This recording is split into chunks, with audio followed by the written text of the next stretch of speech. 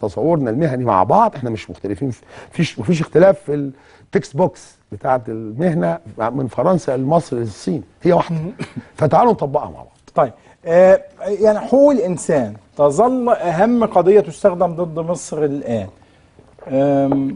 صوره مشوهه جدا بتحتاج للرد، عناوين عامه كما تحدثت، اختفاء قسري، اعتقالات، تعذيب، لكن هذه الصورة اللي بيتم تصديرها في المجتمعات في الخارج. حتى الآن عاجزون عن الرد عليها، أو على الأقل توصيل الصورة المضادة للرأي العام في الخارج. يعني شوف، طبعا موضوع حقوق الإنسان هو موضوع ذو طابع سياسي بامتياز.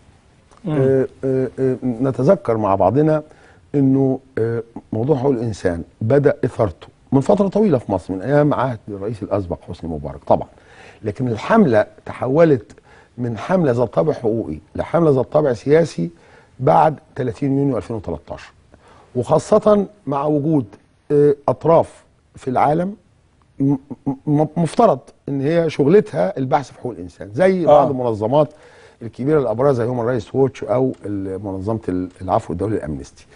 هذه المنظمات تاثرت كثيرا بدعايه سياسيه بتقوم بها اطراف ذات طابع سياسي، مش اخوان بس، يعني اخوان او قطر او تركيا بيقوموا بهذا الدور، لكن كمان هناك تيارات ذات طابع سياسي في الغرب بطبيعتها نتيجه التعامل احيانا معها بشكل غير موفق بتاخد موقف منك من البدايه، ودي تيارات ليها ثقل داخل المنظمات دي، وبالتالي اصبح المشهد لحقوق الانسان اللي بيعطى عنك في الخارج مشهد سلبي. طيب انت تملك ايه لتصحيحه؟ انت تملك الحقائق اللي هي للاسف انت لا تعلن. بمعنى انه منظمه زي ما ذكرت لك مثلا من شويه عن احدى الجمعيات التابعه للاخوان دي موجوده في مصر، الجمعيه دي هي المصدر الرئيسي لمعظم التقارير الدوليه لحقوق الانسان في العالم. معقوله؟ المصدر الرئيسي جمعيه اخوانيه. نعم اسمها التنسيقيه المصريه للحقوق والحريات، واحيانا تسمى المفوضيه المصريه للحقوق والحريات. بياخدوا منها معظم المنظمات الحقوقيه في دول العالم. يعني اخرها هي المصدر الوحيد لتقرير هيومن رايتس ووتش الاخير. طب كيف تكون مصدرا وهي طرف يعني؟ طيب وهي لا هدف ولا مصلحه. هم لا يقولوا طرف، ليه بقى؟ لانه بيعملوا اللي انا قلته لك مع المحطه الكبيره اللي انا كلمتها، اللي هو يحطها في سطر يقول لك وقد ذكرت التنسيقيه المصريه لحقوق الانسان، ويقول لك وهي منظمه حقوقيه معروفه، وياخد عنها. ده نتيجه بقى ايه؟ ان هو عمل جهد، هو ده اللي هو اطراف كتير القطريين والاخوان وغيره، بحيث يضعها في موضع المرجع والمرجعيه لدوله. طيب المنظمه دي عباره عن ايه؟ انا ذكرت في الرد اللي عملناه لهيومن رايتس ووتش جزء من حقيقتها. دي منظمه نشأت في مؤتمر في اسطنبول في سبتمبر 2013 كان اسمه معا ضد الانقلاب. اتعمل منه يعني قرار بموجبه تم انشاء حاجه في الدوحه في اكتوبر 2013 بعدها بشهر اسمها التنسيقيه العالميه للحقوق والحريات. دي الفرع المصري بتاعها، وهي الثلاثه المشرفين عليها ثلاثه من الاخوان، منهم 2 من اعضاء الاخوان من اعضاء مجلس الشورى الاخوان في مصر، وواحد ثالث اخواني من المشرق العربي. دول المشرفين على العالم. فدي طلعت جوه مصر وابتدت تاخد زقه بزقه بزقه، وانت عارف لعبه البينج بونج، هو يبعت تقرير تنشره الهيومن رايتس او ياخدوا جزء منه فيرجع، فهو ياخده يقول لك وقد اشارت الينا الهيومن رايتس، فالمره الجايه الهيومن رايتس بدل ما خدت سطر تاخد نص صفحه ترجعه له، يبقى هو تم الاعتراف بيه، المره اللي بعدها ياخد صفحتين. التقرير الاخير بالكامل هو ده المرجع. ودي المنظمه اللي انا قلت للمدير المكتب في القاهره شوف من نحن، لم يجد فيها شيء. نحن احنا ذهبنا الى درجه البحث عن العنوان، في عنوان كان مذكور، لم نجد عنوان. ملهاش عنوان في مصر؟ لا يوجد يعني تقارير بتصدر طبعا بمعايير التقرير. يعني هي موجوده في تركيا او لا موجوده في مصر، واسماء مفترض مصريه، ويقول لك وصرح فلان، لكن لا يوجد لا كيان قانوني ولا كيان حقيقي ولا تقارير وفقا للشرع الدوليه لحقوق الانسان. التقارير دي ما بتتعملش كده كل واحد فينا يكتب تقرير، في قواعد لكتابه التقارير مش موجوده. وبالتالي العمليه دي اداره صنع مرجعيات لحقوق الانسان، وتحط بيانات غير محدده. يقول لك عدد المختفين قسريا مش عارف كم 100. طب اسمائهم ايه؟ يحط لك بعض الاسماء.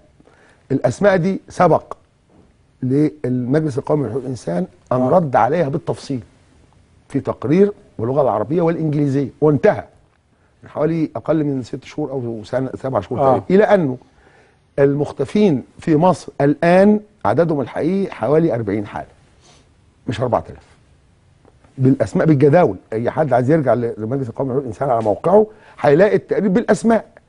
المنظمات التانية دي ما بتحطش اسماء، او تحط اسماء ثنائيه، لان احنا يعني دي عمليه مقصوده انه يحط يعني اسم ثنائي، محمد احمد، سيد حسن، ويبعت شكوى، فالجهات المعنيه تفضل تجري تدور 6 شهور، وفي الاخر يقولوا هي لا مش هو.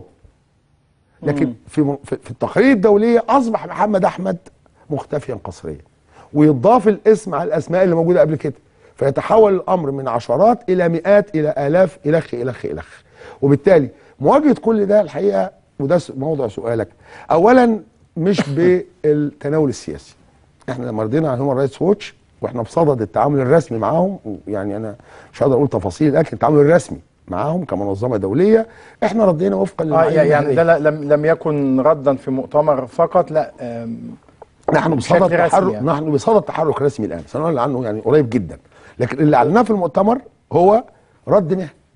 انتوا مثلا بتقولوا في 19 حاله تعذيب في مصر. طيب مين اللي اثبتهم؟ نفاجأ في التقرير انه باحث واحد.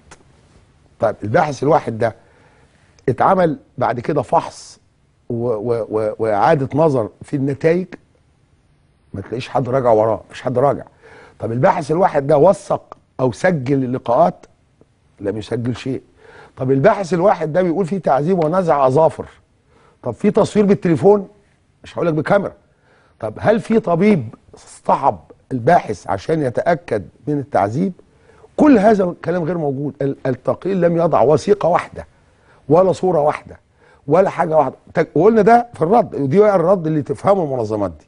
طيب هتجاوز كل ده وهقول لك، وارجع لسؤالي الاولاني خالص، انت مش عايز المحاسبه ولا لا؟ عايز المحاسبه؟ قدم هذه البلاغات النائب العام.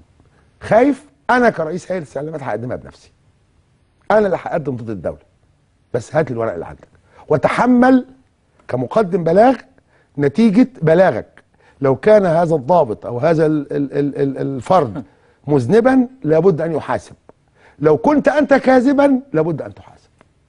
يعني انت هنا مصمم على فكره الحصار، بمعنى ان ما